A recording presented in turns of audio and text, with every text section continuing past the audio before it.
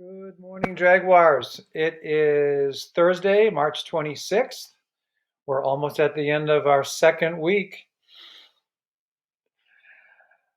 Today, what I'm going to have you do is to work on some poetry again.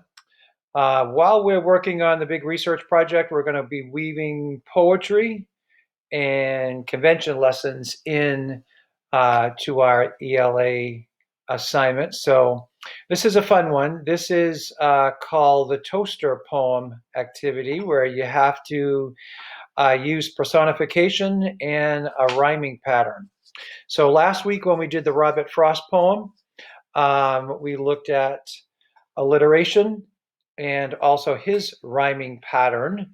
He definitely rhymed words.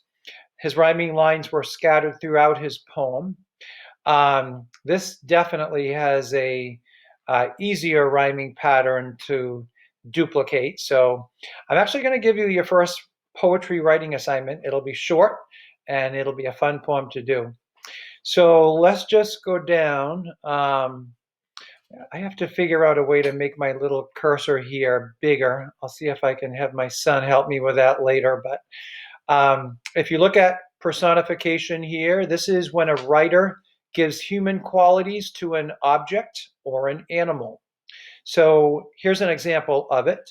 If you take a leaf, we know a leaf is not alive in the sense that it can do things, but a writer can give something that's not alive human-like qualities so that the reader can see it in a new way. It just makes things more interesting to read when you use these literary devices.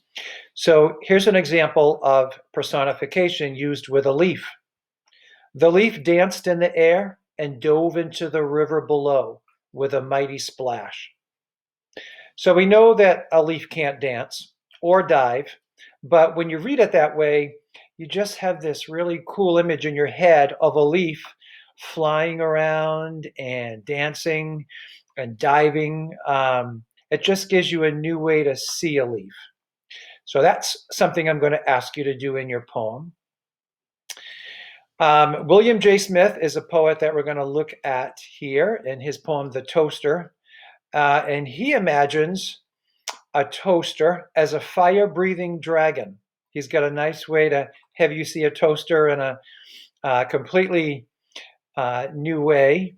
He has the toaster handing him things and blowing flames, red flames of fire at the bread as he has the toaster do its job. So I also did this assignment. I took the refrigerator and I saw that. I was trying to think of how I could write a refrigerator as something else. So I saw it as an iceberg, and I used personification to show my refrigerator standing tall, taking cool water, moving it to the ice cube machine, and then spitting out ice cubes. And you can take a look at my poem, The Refrigerator. The last thing that I'm going to have you do is to rethink the rhyming pattern. This one's easy. It's 4 lines. Every 2 lines rhyme.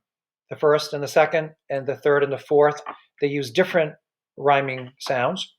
So hard and guard rhyme in the first 2 lines. So we call these rhyming couplets, or you can also give them letters. So we'll do that, those two, AA, because they're the same rhyme.